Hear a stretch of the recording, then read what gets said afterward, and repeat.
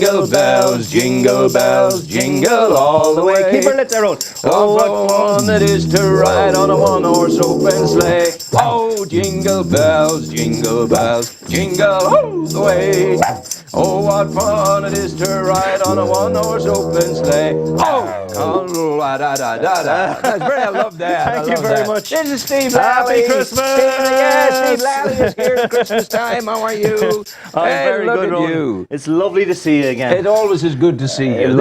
Our Studio One is constantly your studio, a place of repose and a place of musicality and of the outback of Australia. You bring that to us here this Christmas time. I'll tell you. Well, it's lovely to be here, and I'm hoping to do a few Christmas stories.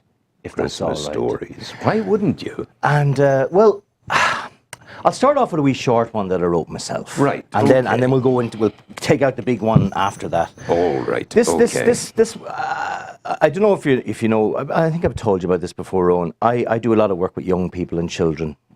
Thank God for that. Yes, and it's a fantastic. It's a blessing working with young people and people of all ages. But there was one particular time I was doing some Christmas stories at a school, and a wee boy says to me, he says, "Why do they call fairy lights fairy lights?" And I thought, that's a very good question. So I said, I better come up with an answer. So I decided, what better way to come up with an answer to explain it to a child than to come up with a story. So the story is that many, many years ago, Yes. when electricity was very scarce, certainly in the countryside, one year Santa Claus was doing his rounds, we'll say in County Down. And of course he was able to come to Newry and he saw all the lights that were on. Now there were only gas lamps, a lot of them, and a little bit of electricity, but not much, and the few candles. But then, when he went out to the countryside, over the moorns and beside the sea. Ballymartin. Exactly. Annalong. Annalong, Kilkeel. Rostrevor and Killowen. You said it. Well, it was dark. And Santa Claus couldn't see where he was going. And even Rudolph's big red nose couldn't guide them. He thought to himself, how am I going to deliver these presents? I can't see where I'm going. He said, I have to be in China in 10 minutes. Oh, I don't know, I'm just going to have to shoot on. And he felt awful sad, but that's what he had to do. But Must do is a hard master. Oh, absolutely. You said it, and I'll tell you, he heard a wee voice. And I see you had the bowel Kevin Woods on there earlier. Kevin was on. Yes. Now, it was one of these boys you could say, Kevin might even know them personally. Fairies. You said it. You said it. Because they're fairies and they're leprechauns on the other side of the lock. That's right. Now we got it. Now, and that's it now. So, he heard a wee voice saying, hello there.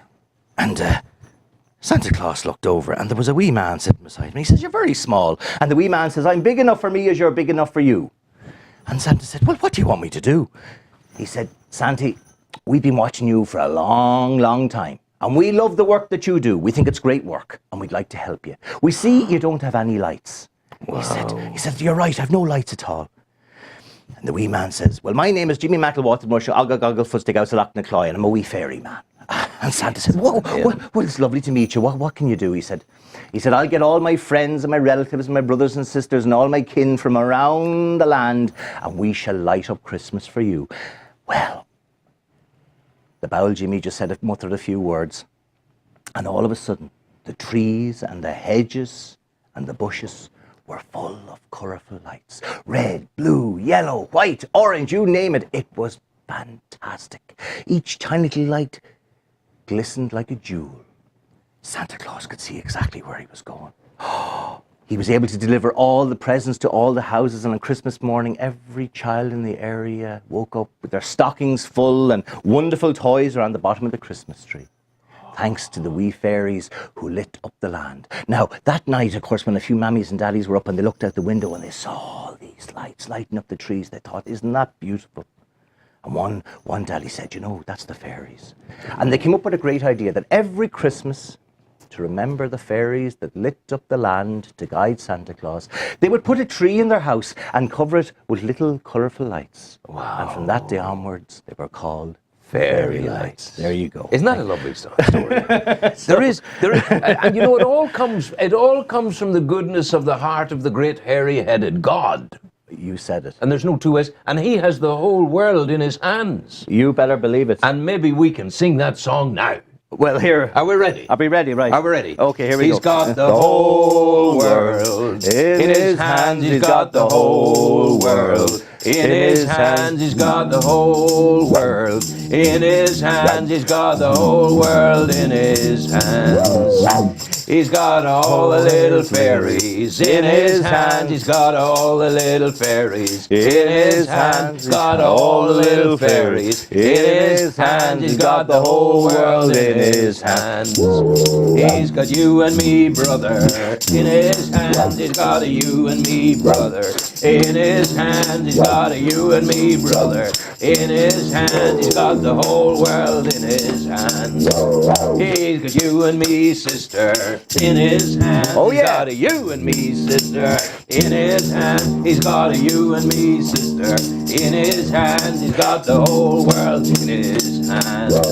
He's got all the little babies in his hands. He's got all the little babies in his hands. He's got all the little babies in his hands. He's got the whole world in his hands. He's got a Santa Claus in his hands. And don't forget Rudolph. Rudolph too in his hands. He's got a Rudolph also in his hands, and the whole world's in his hands. He's got the leprechauns in his hands. He's got the leprechauns in his hands. He's got the leprechauns in his hands. He's got the whole world in his hands. In his hands. Wow, Yo! bravo! Yes, sir. That was very jolly. Oh, your thing's out. You put that microphone back in there. You must keep that loose, you see. Keep that loose. So, now, well, I have another story for you. Thanks be to God. That's what I say, always. It's grand to have a storyteller at this time of year. Well, it's great to be a storyteller at this time of Do you year. know something? We're blessed. Greatly blessed. It's fantastic. It's fantastic. Well, let me tell you something. Today is a very special day. Today is the 19th of December, which probably most people would think, what's so special about that? Well, on the 19th of December, 1843, which is exactly 160 years ago, to this very day, Charles Dickens had A Christmas Carol published. Wow. So there you go. So I would like to do the Steve Lally storyteller version of A Christmas Carol. Okay. Now, I'll keep it short and sweet, don't worry, because we'll be here all day if I do the full version. Oh, sure, now. Now, there was once a man, and his name was Ebenezer Scrooge. Now, let me describe him to you. He had a face on him that could turn a sunny Friday afternoon into a miserable wet morning. He was a miserable git. He didn't like anybody or anything except for one thing: his money. He loved his money, and he spent his time counting it. Now, it was Christmas Eve. Oh, and it was beautiful. The snow was falling from the sky, and children were singing carols, and people were buying presents, and there was the smell of mulled wine in the air and the sound of children's laughter. When Scrooge heard this, he had only one thing to say for it all: bah, humbug.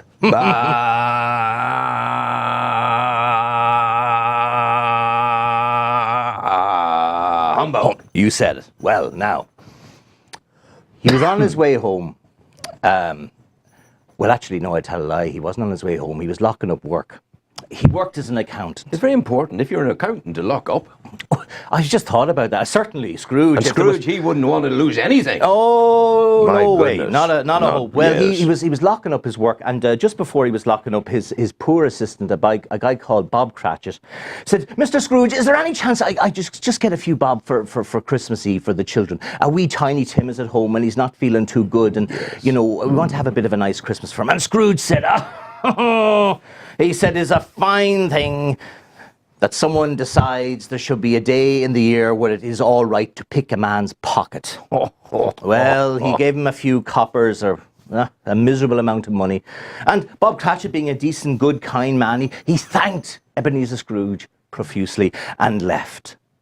Scrooge then went and locked up his office and headed back to his old house. But on the way, he made sure to make a few stops. He knocked on the doors of people who he knew for a fact had very, very little and asked them for rent.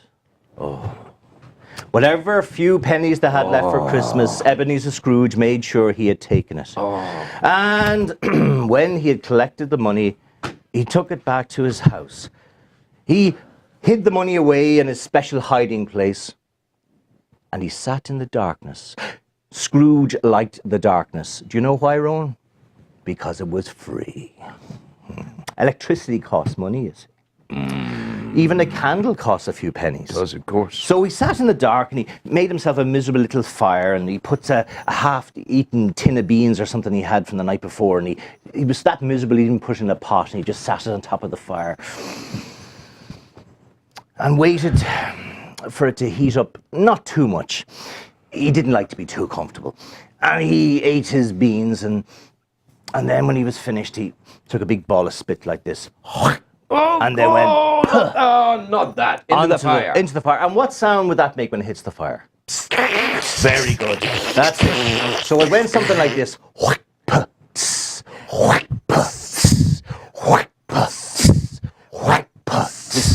Jingle bells, jingle bells, jingle. Well, just as the fire was about to go out, Scrooge fell fast asleep. It was then he heard the voice. Scrooge, Scrooge, Ebenezer Scrooge. He opened his eyes and he looked up, and standing before him was a man dressed in white with a kerchief tied around his head, carrying a huge, big pile of chains that jangled. Well, Scrooge looked at him and said, Who are you? He says, "Don't you recognize me, Scrooge?" He looked at him and he said, "Marley? Jacob Marley? But you're dead 7 years." "Maybe so, Scrooge, but I am here tonight to warn you." Scrooge said, "Yeah, I'm imagining things. It was something in those beans I eat. No, you're more gravy than grave," he said. Very clever, that play on the... Old Dickens was a good man for the turn of phrase. He had it right there now. Well, Marley then took the kerchief from his head, which made his mouth open wide, and he went, "Scrooge!" Scrooge's hair stood up on the top of his head. His two eyes popped out of his head, rolled across the floor, went up the wall, across the ceiling, and landed in his pockets. And he gingerly put them back inside his head. Oh, wrong way around. He said, "Marley, what is it you want?" He said, "Scrooge, do you see these chains that I have? I have been given these chains for a life of cruelty, misery, and the enjoyment of the sadness of others. You think these chains are big, Scrooge? You'd want to see the ones they have ready for you." Scrooge said, What are you talking about?" He said, "No time to waste, Scrooge. Tonight you shall be visited by 1, 2, 3 ghosts.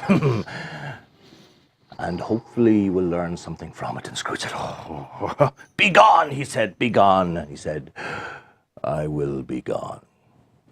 Good night, Scrooge, and happy Christmas." The die is cast. The die is cast. "Bah, humbug," said Scrooge, and put out the fire because he wanted to use the embers for the morning, and went up to bed and lay down and fell asleep. Then the clock struck 1. Bong. Scrooge woke up with a fright, and standing before him was a woman, dressed in white, a beautiful woman. And she said, "Scrooge, come with me." Scrooge was so frightened, he couldn't think of anything to say. He just reached out his hand as if by magic, as if something was forcing him to do it. The woman took his hand, and the two of them flew from the room. He said, "Who are you?" And she said, "Oh, dear Scrooge, I am the ghost of Christmas past." "Where are you taking me? All will be revealed, Scrooge," she said. She took Scrooge to a little schoolhouse. He recognized it. It was his old schoolhouse. And they looked inside the window, and there was a young boy sitting by himself, lonely, and sad, whilst all the other children played outside. You were never a very happy child, were you, Scrooge? No, he said. You never liked to play, did you, Scrooge? No, he said. I did. The children didn't like playing with me, he said. But I didn't like playing with them either, so bah humbug.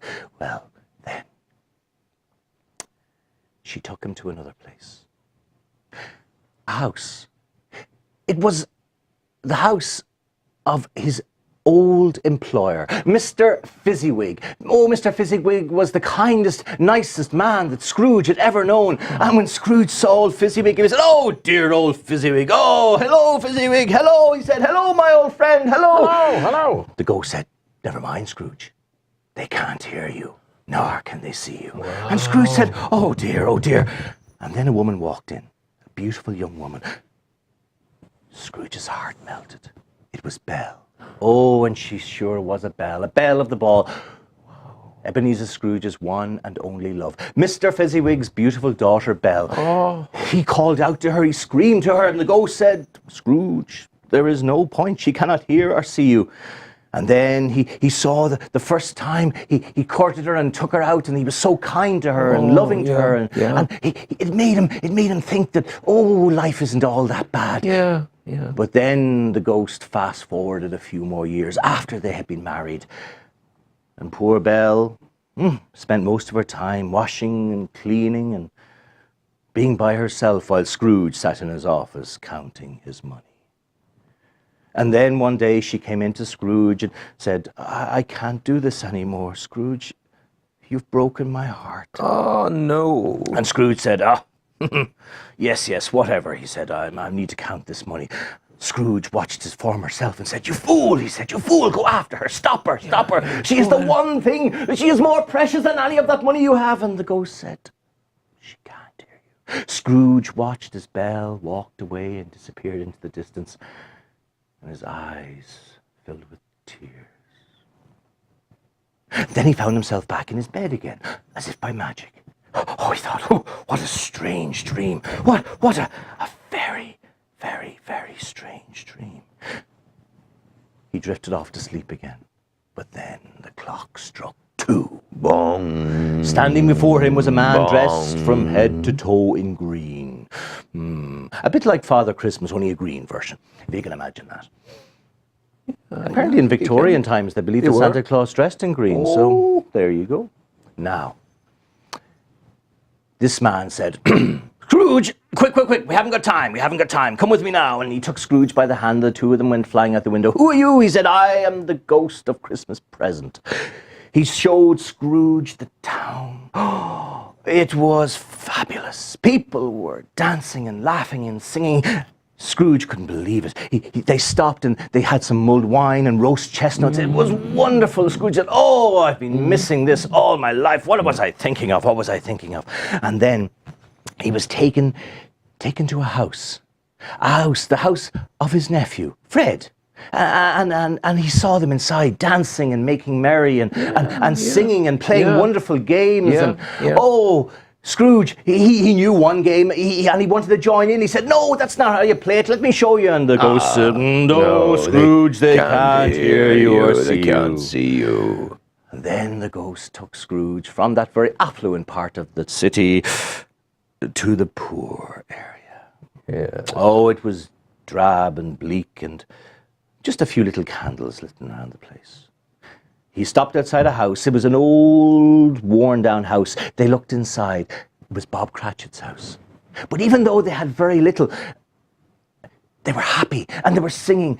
And even Bob Cratchit, he raised his glass of very cheap wine and said, "Shall we make a toast to dear old Mr. Scrooge, because if it wasn't for him, we wouldn't even have this wine tonight." His wife said, "Scrooge, oh, he's a miserable old git. What do you want to toast him for? Oh, come on, we must be good." And in the corner there was a little boy looking so ill and so weak.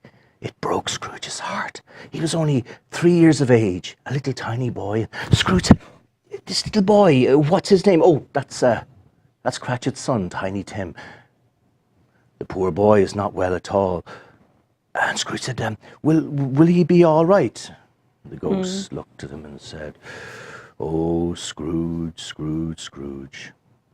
If only you had given Bob Cratchit just a few extra pennies, he could have got the medication for that little boy. But now, well, fate will carry out its course." Scrooge said, "Oh, maybe there's something I can do to help." And he banged on the door and he waved a bag of money. And no, Scrooge, it's too late.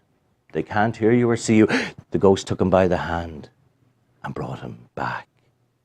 Again, he found himself in his bed.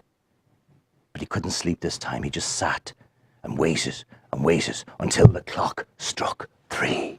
Bong. A figure dressed in black walked through the door, took Scrooge by the scruff of the neck, didn't say a single word, and took him to a graveyard. Oh